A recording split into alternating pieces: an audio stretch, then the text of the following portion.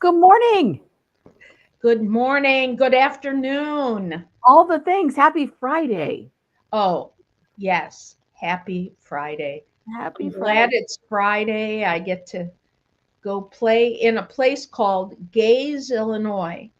And I'm going to be Ooh. doing a spiritual fair there and teaching about energy and doing energy art readings. I'm very excited. And tonight I get to celebrate Ostara with a friend uses our church to invite people to use different herbs and welcome in the spring. Oh, nice. And I didn't do all 90 days, but I did probably at least two-thirds of it. Uh, it was meditation every night here, Central Time, 6:30 to 10 to 7. And so I did meditations like 60 days out of 90, and it was just great. I'll bet. Did that give you a sense of center and some some extra peace in a chaotic time? That's an interesting question. Yes, and it gives me tools to use for myself and with others to affirm my own inner light Right. instead of looking outside for the chaos to be okay. That ain't going to happen. So you look inside for your own. And so it was really good. And the really cool thing, and this is just like grief, when you're having a certain day, whatever that day is to you, let's say it's a day full of surprises that you don't like. However you can get through that is good enough. You just have to get Mhm. through. There is no perfect way. And so often we judge ourselves because we're not doing grief like other people think we should, or we're not doing grief the way other people say we should. There's a difference. It's like not letting other people judge you Right. and aiming not to judge other people. Yeah. Absolutely. And it's hard when you're the griever and someone is making it clear that you're doing it wrong. Because then Aren't you that makes you over it? defend Yeah, your process, and it's your process. It's right. not their loss, it's your loss. Exactly. And especially widows. Hmm. They go, "Aren't you over this yet? It's been a year." And I'm like, "What planet are you on?" And we don't use over it. That's not even a thing. That is Exactly. not a grief. That is one of the phrases you never use with the griever, right? Aren't you over it? But you know what? People are ignorant. There's two types of ignorance, right? There's like, "Oh my God, I didn't know that." Right? Hmm. And you apologize. "I did not know that." And then there's willful ignorance. Like, I know that is what everybody says I should be doing. Hmm. And I don't mean that bad. I mean, like, here's the evidence. Oh, like, you're going to hear something. Measles vaccines prevent measles. Need I say more? Not even a little. That over 350 cases now, and then spreading to other states. Oh, I'd call that willful ignorance. Hmm. Absolutely. Yeah. And so we need to, when people are grieving, give them the space to do it how they want to do. And Right. if they're doing it in a way that you don't like, it's not yours. Not yours. And if they figure out that what they were doing wasn't working, Mm-hmm. I told you so is a really not acceptable way to respond. Mm-hmm. You're Mm-hmm. like, this is the first time you've ever had this kind of loss before. Yeah. Yeah. Whether it's a parent, a child, a sibling, a partner, a cat or dog, a guinea pig. You've never had this loss before. Absolutely. And And even if even if you you've have, lost another one of those, it's a yes, different one. it's a different one. Exactly. Right. Because we as pet siblings, pet owners, however, when you adopt whatever animal you take in, whatever creature, I know I hear him snoring. I got two of them on my lap this Oh, morning. that's why. And so, you know, you take care of them the best way that you know how. Some people can have whatever, you give them love, whatever that love is, and you take them in knowing very well that in 10 to 20 years they can be dead. Exactly. And you have to do that. And each one that you take in is is different. They have different personalities. They're And going to have a different relationship. my daughter did try to convinced me this morning, oh, wouldn't Oscar, who's 8 years old and been living by himself for at least 4 of those years, wouldn't he really like a Manx kitten friend? And I'm like, I don't think so. Plus, Daryl and I have to think taking in a kitten would not be where That we adds going to, 20 you know, years of obligation to you. and we may not be here. Right. So, people make judgments all the time. Hmm. I just wish sometimes they would keep those judgments to themselves. Right. And Yeah, not discuss them with the other people in the circle of the griever. Hey, that's Steve, right. it's nice to see you. Oh, good. Okay, so we are not snoring, Steve. It is No, I'm the snoring. Walter and the little new dude. Yeah, Yeah, Toro. They're both just their little throats are very small and very old and they they make, sound like little old men. they do. They do. Um, Jill, you presented at a conference for people in the judicial system. The Is that California correct? State Judges Conference, yes, in Yes. Monterey. Yeah. So someone was even asking, what, how did you approach grief for them, or what was the topic that helped them? Because I believe if I read some of your stuff, they loved it. They did love it, and they'd had me in previously at a smaller version of their conference last year, and Uh-huh. I did a lot of grief from the bench and that sort of thing. The California state judges are working on taking care of themselves better because they're recognizing that their mental health is challenged Mm-hmm. by hearing fights and trauma because nobody goes to court because they're getting along.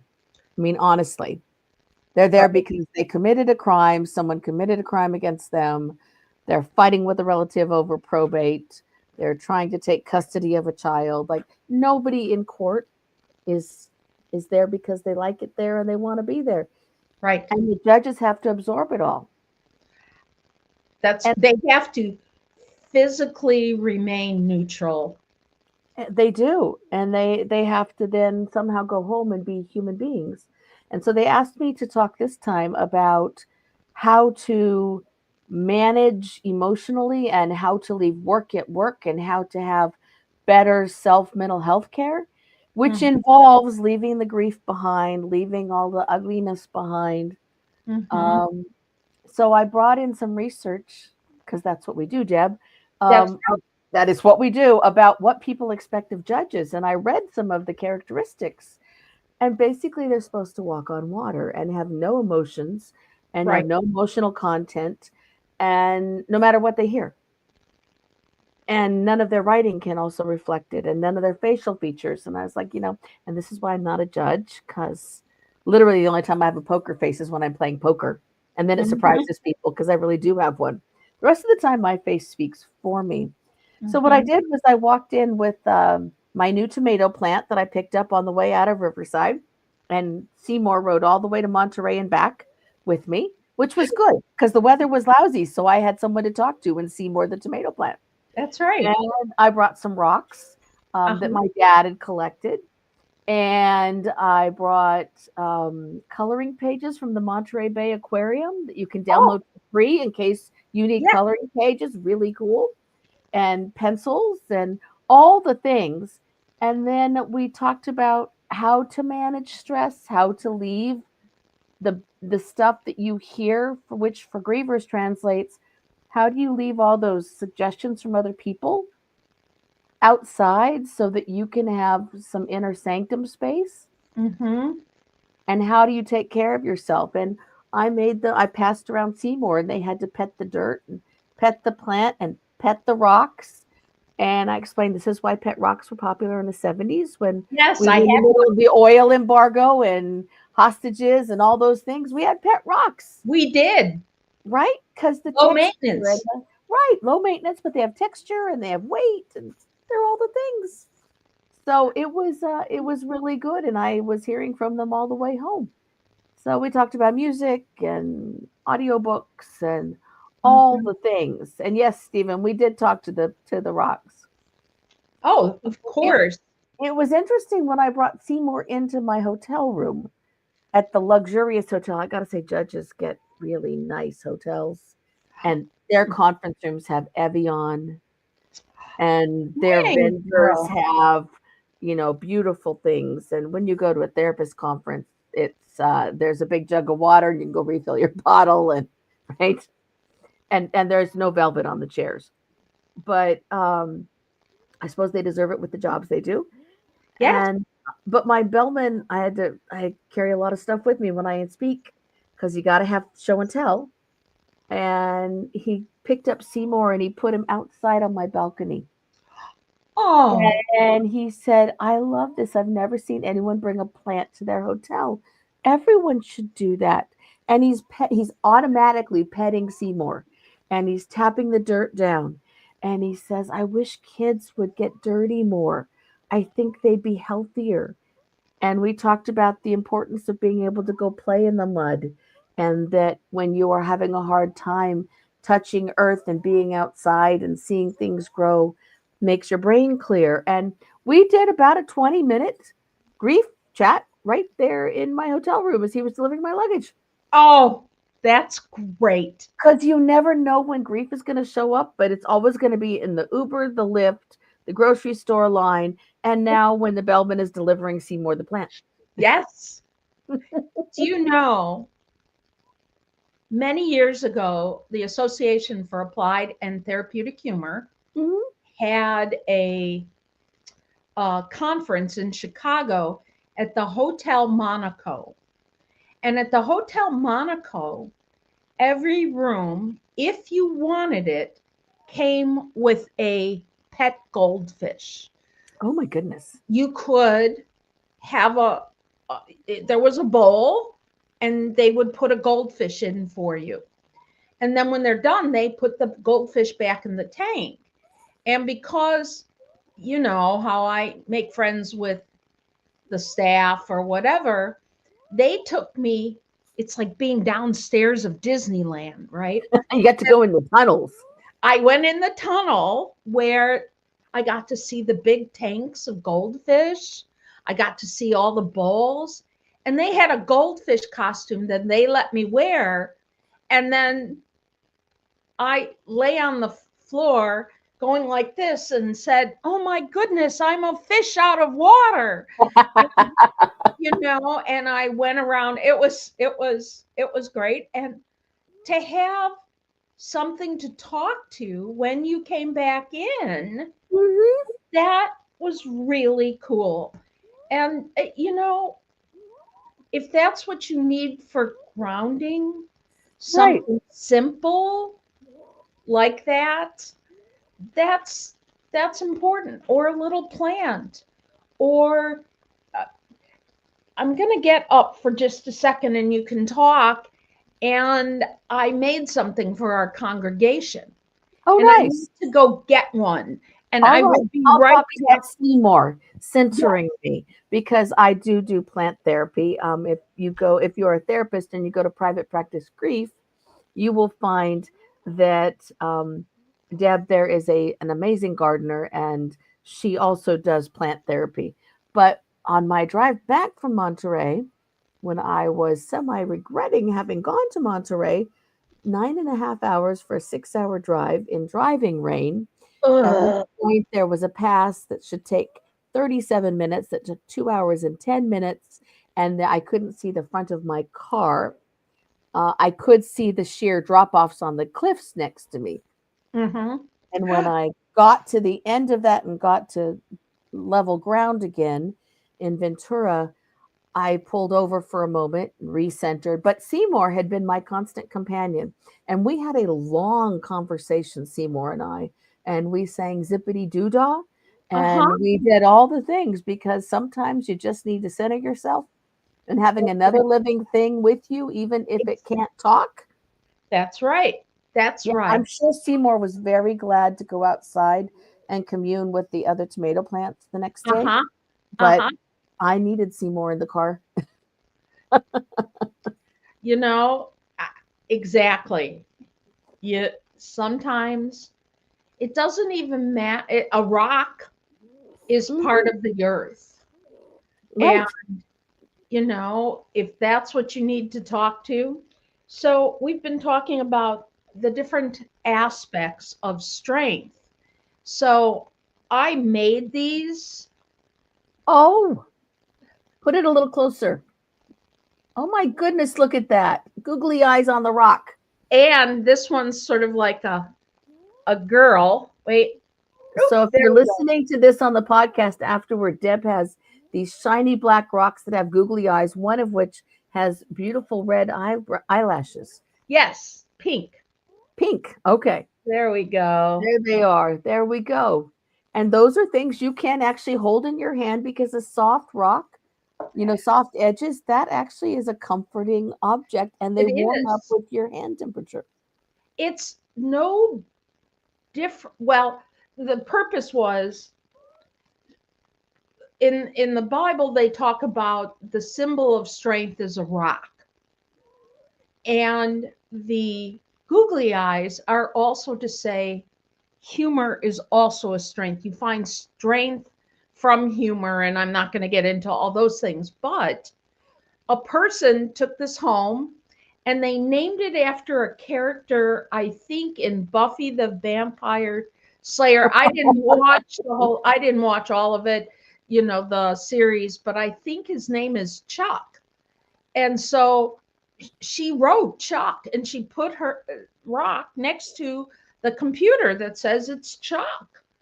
There And you go. so I I like that because remember in Castaway, uh, he was so lonely from talk. He didn't have anybody to talk to. That Wilson was the name of the soccer ball, right? And Hmm. he put a handprint on, sort of looked like a face, and he talked to Wilson, and he felt stronger. And it's sort of like that imaginary friend that you have.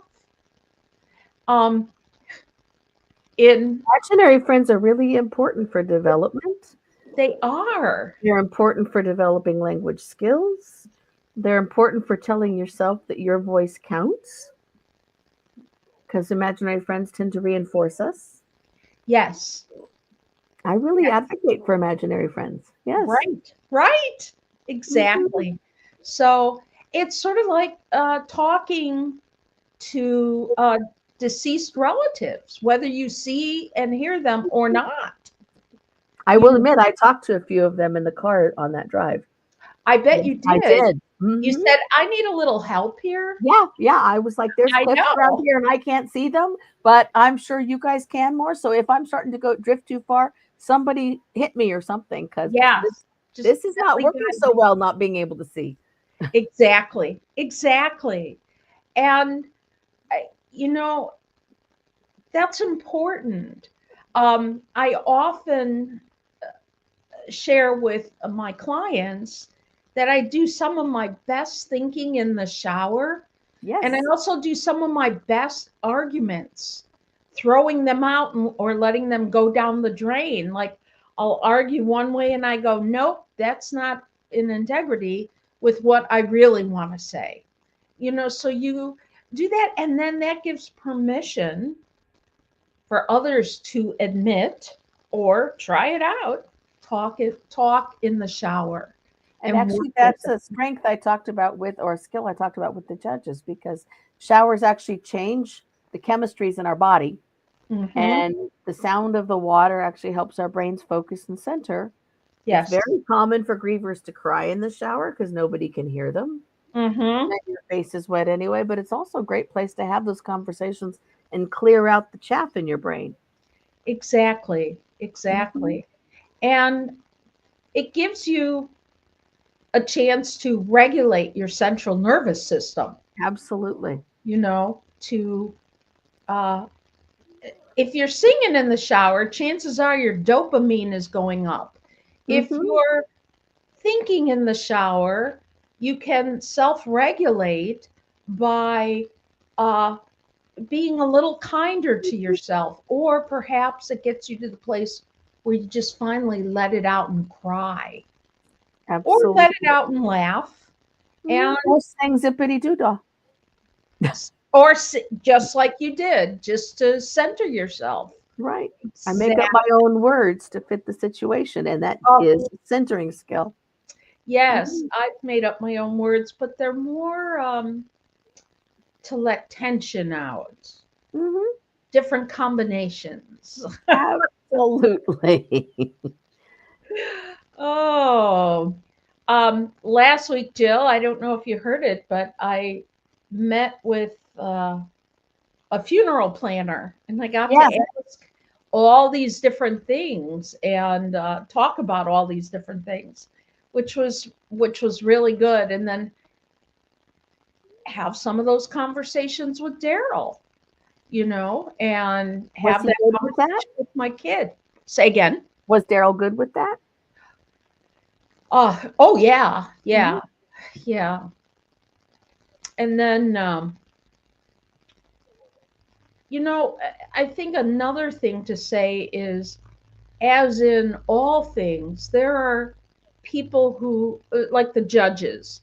If I were a judge, I'd be like, there's no effing way. What are you saying? Right?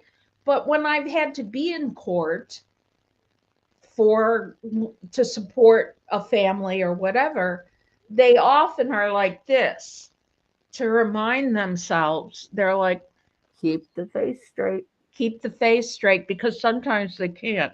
Right. And, so I'll talk about,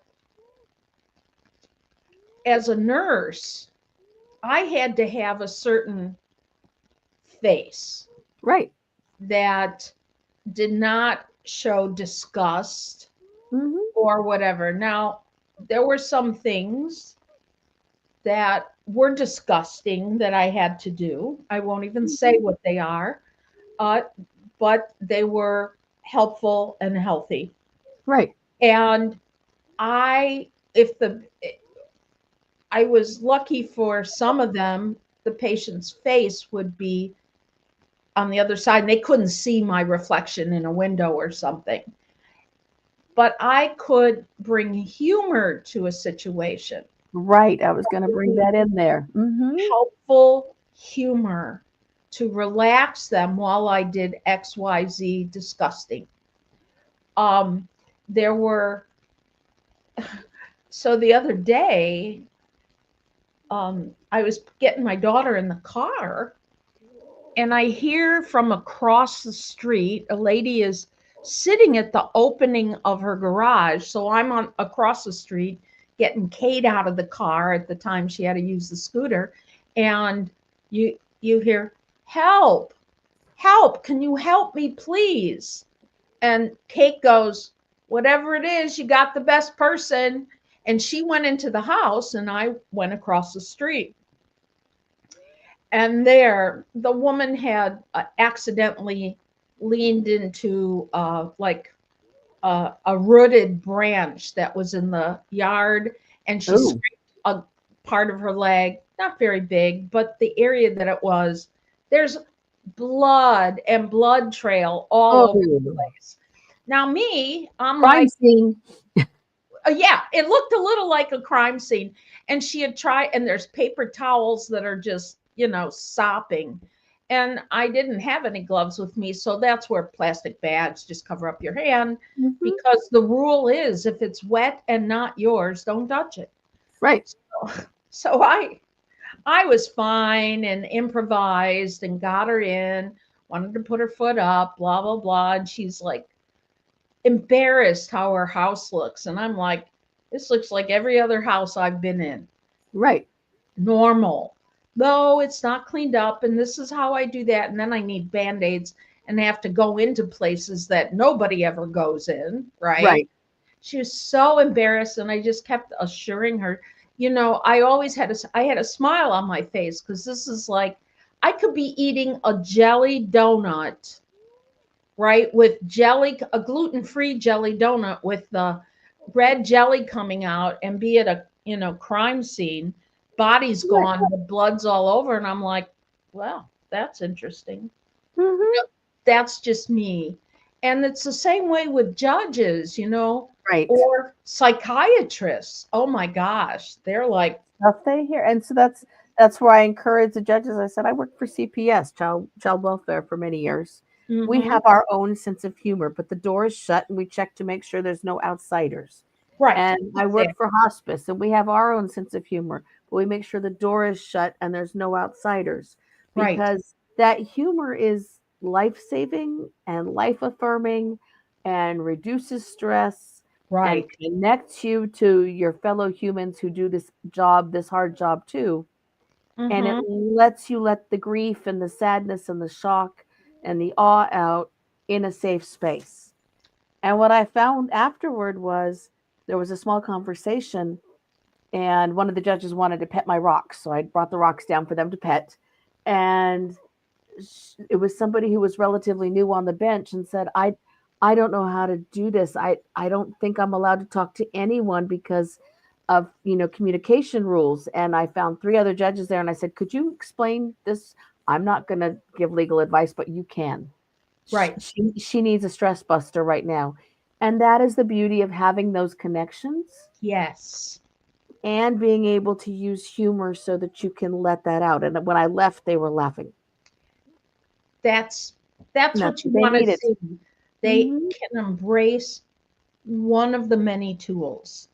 Right. And I'm the same way with, talking about death and dying. Right. I mean, Daryl, even he was a little shocked at the way I said something. I go, okay, so the woman asked, do I have a special outfit I want to wear if they want to see me before they cook me? And I just, instead of cremating, he goes, well, I'm not sure if I want to be seen before I'm cooked. Right? He was right there, right? We He knew the right. totally got it. Connection. Oh, Right. definitely. He's my Yeah. husband. He's Linda wanted to leave the house in her angel shirt, and that's what she was cooked in. yes, Right? that's right. Because we didn't That's do a right. viewing. She just wanted her favorite angel shirt on. And we put that outfit aside in the living room where her bed was a week Yeah, before she died so that she would know she was leaving in the right. outfit she chose. Right? You got to be able to do those things. Exactly. Mhm. Exactly. So, yeah, my friend, I talked to her a lot about this, because for being power of attorney, and I said, she goes, this is all going to be written down, right? And I said, oh yeah, I'm writing my own obituary too, which, Absolutely. yeah, but I did design my tombstone. What does it say? Well, Carol's in mine. I designed it. Do you have a particular saying on it? I haven't figured out a saying, but you know how like there's the one person's name, and then they say their titles, like father, Yeah. stepdad, grandpa, gramps, and husband, right?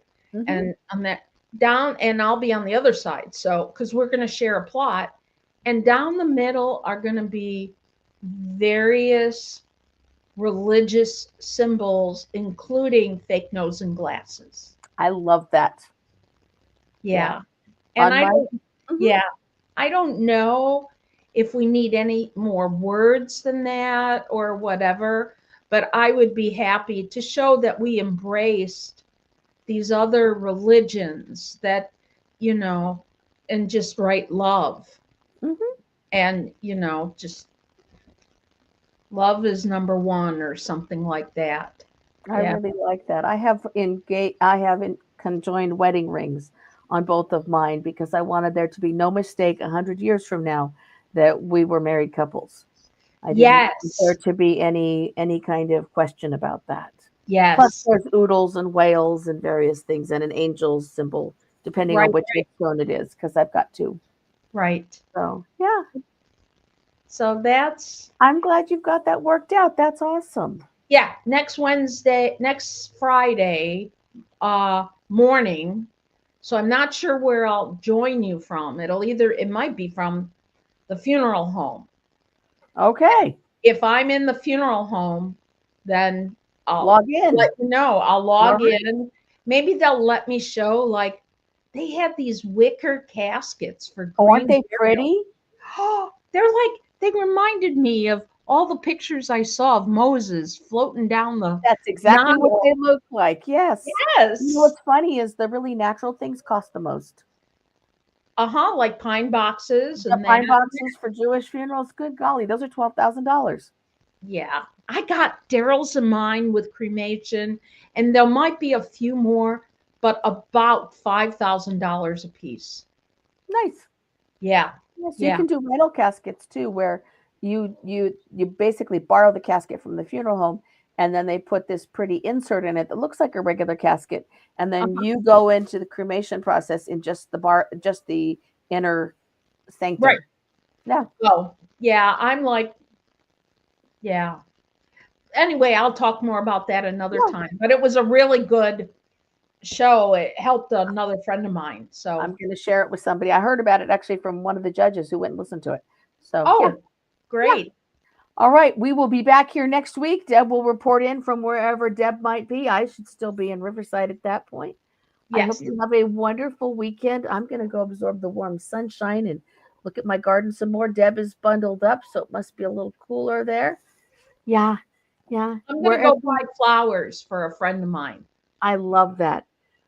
So go and share the grace and the humor and take care of yourself, and we will see you next week. Bye bye, everyone. Bye.